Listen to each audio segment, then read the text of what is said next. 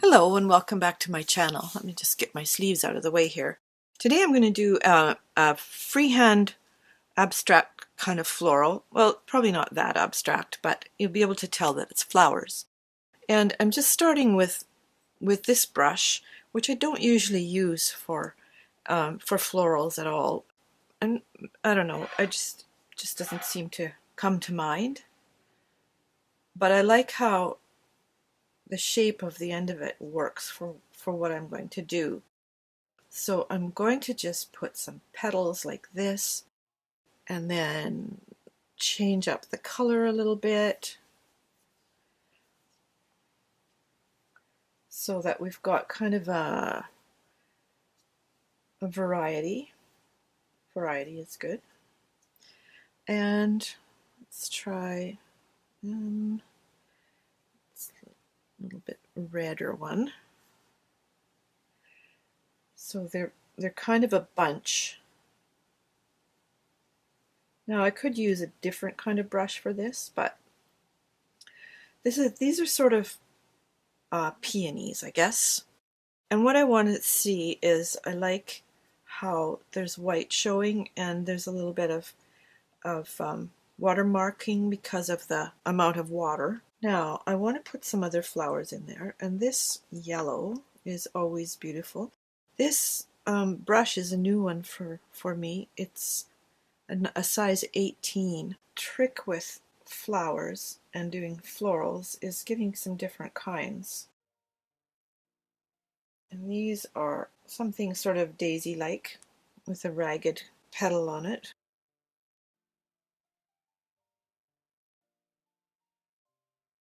And then this runs into here, so we don't want that. Turn the brush around and do the petals the other way to get more of that point.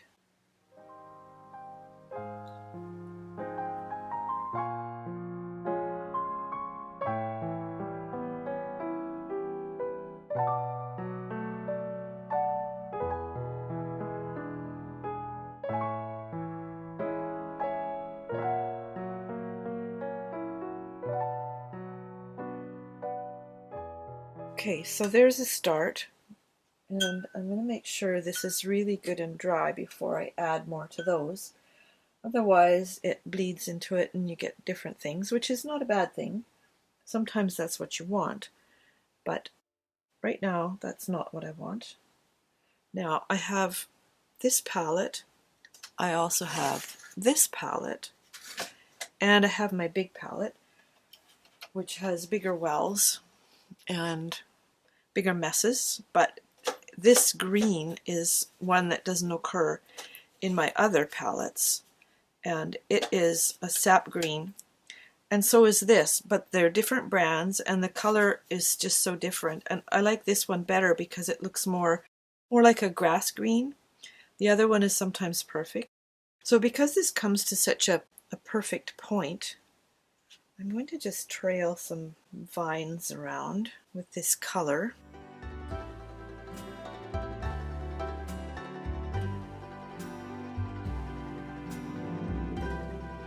This is nice, but it's a little bit pale, so let's give it more intensity.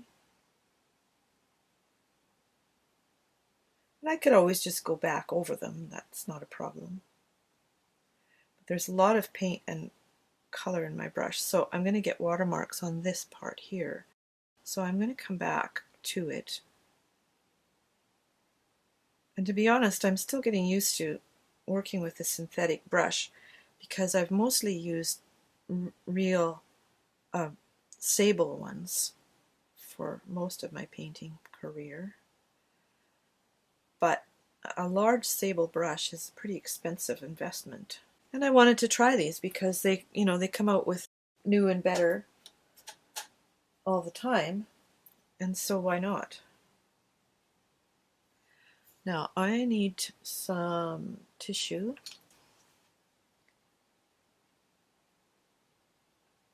Just to lift some of that water out of there. Now, as I mentioned, I'm really not too worried about having watermarks on this one. I kind of like them.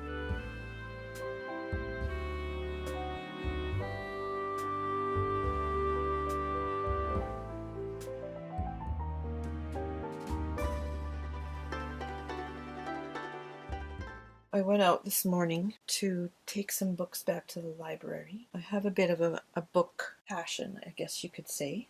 And I find books, there's just so many interesting and wonderful books. So I'll see something online and I'll go, okay, I gotta see that, see if my library has that book. And if they do, then I'll request it and get it in, because the library system here, I live in a small town, but the library system is a system of about, I think, 16 libraries or something. And of course, books in the system, just because it's in the system doesn't mean it's in every library. So what happens then is, if you request a book, then they bring it in from one of the other libraries, and I tend to overdo it. Or I'll be looking for a subject, like say home decor.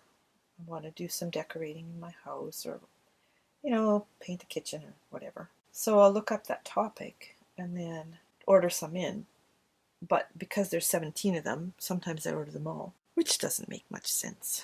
Okay, I think I'm going to leave that for now. Now, going back with this brush, I want to add some more layers here. Basically looking like another layer of petals. That's my goal anyway.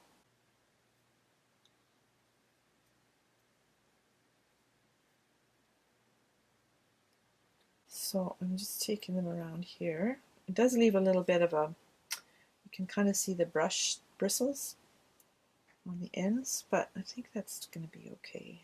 So what I've got over here is this blue. This is Prussian blue, and there's some green mixed in, which you can see here. So I'm going to use this sort of color because I love the intensity of it.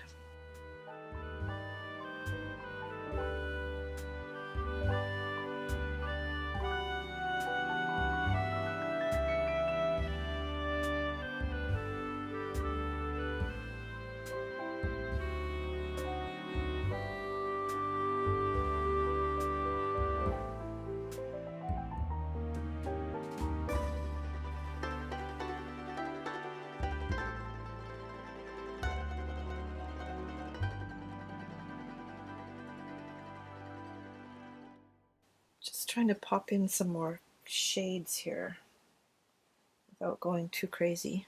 And I love this pink. Okay, I'm going to start putting some details in, I think. I want some lamp black for the flowers here. Just little dots like that. See how it makes them pop? There are different ways to paint in watercolor or anything else. One is to have everything mapped out. So you've got a scene, say you're going to do a landscape. Oh, that's what I didn't want to have happen. And it happened because I did what I said I wasn't going to do. So let's just dab that up a little bit. Anyway, you can have everything pre-planned. You've got your reference photo. Maybe you've drawn everything out in exquisite detail. And, you can do actually photorealistic watercolor. So that's one end. The other end is what I'm doing here, which is coming into it with not really much of a plan, just kind of an idea, and sort of making it up as you go along. And the same thing applies to writing a book, for example. I've written a few novels and short novellas and stuff like that. And I have a colleague who does a complete outline for everything. I don't do that because if I had to do that, I would never write the book. It would just be too tedious. So what I do, let's find a little brush here. What I do is I have an idea. So if somebody said, what's the book about? I could say, it's about this.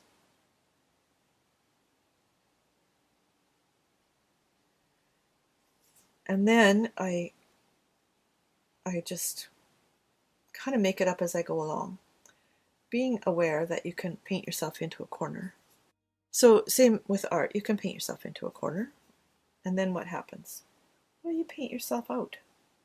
You know, you think of something else, or you paint over it. These look nice. I don't know what they are, but because it's supposed to be just kind of abstract, it doesn't really matter what they are. Now then, I want to put some sort of stem affairs in here, and I'm going to use a Hooker's Green. I have a Hooker's Green here. So this is the one from my big palette, and this is the one from this palette. Look at the difference. Put some marks in here that indicate that these flowers have stems and whatnot. Now comes the part that doesn't make realistic sense, because I'm filling in spaces with marks that indicate leaves but aren't really. So I'll put these leaf shapes in here, and I'm still not sure how I want to end this. But by the time it's time to do it, I will know. That's kind of the fun of freehanding. So this is having a lot of green in it, which apparently is the color of the year, kind of a forest green or something. See, this is looking nice. I'm liking it.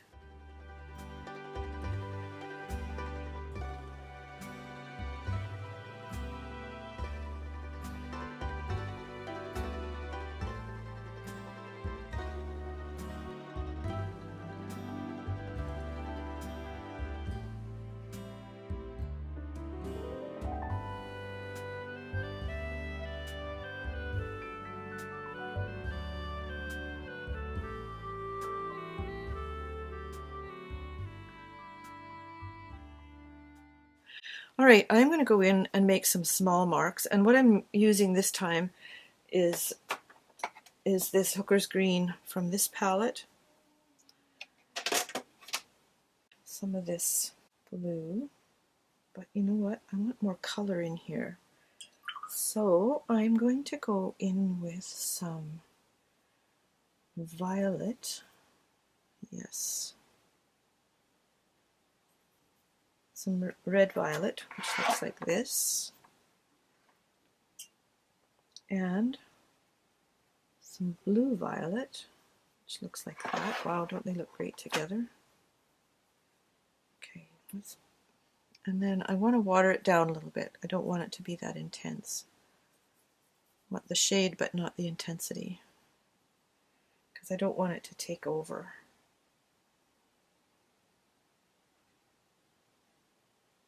And I'm going to just fill in spaces with this.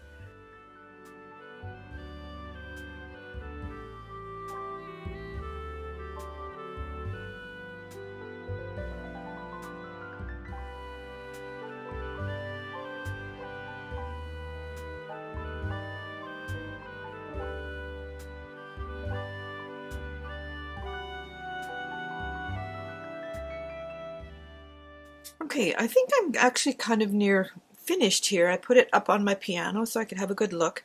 What I feel like I need is more denseness around the center. So what I'm using here is from my big palette, which is this big puddle here, and this Prussian blue mixed together with some green, just to put in some intensity so that there's not so much white space in the center here. I'm going to add a little bit of this purple, which is also really intense, just to give it some real depth. Now, mixing the purple with this other color that was already on there, of course, changes it into more of a navy blue. And that's okay, but I'm going to pick a little bit more up because I like it. I think that's a bit solid, so it needs a bit of offsetting around it. I'm very close to finished. I just need to lift some of this off, I realized. That's probably enough. And to put in some reds. Let me try this magenta. Let's see what it looks like. Wow. I think that's what I want. I do not think that's what I want. That's more like it. Now, I have to be really careful at this point, or it's just going to look overworked. And that is not a look I'm going for.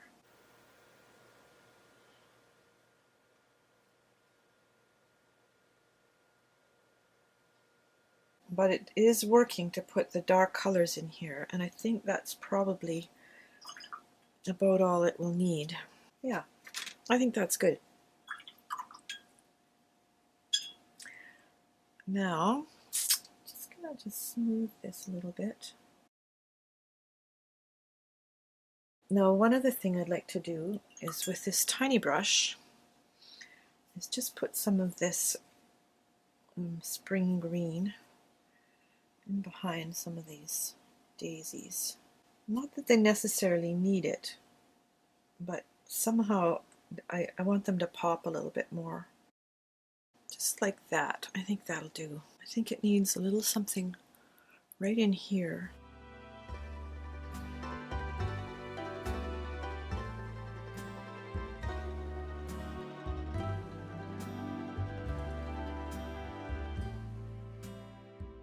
Yeah, that's what it needed.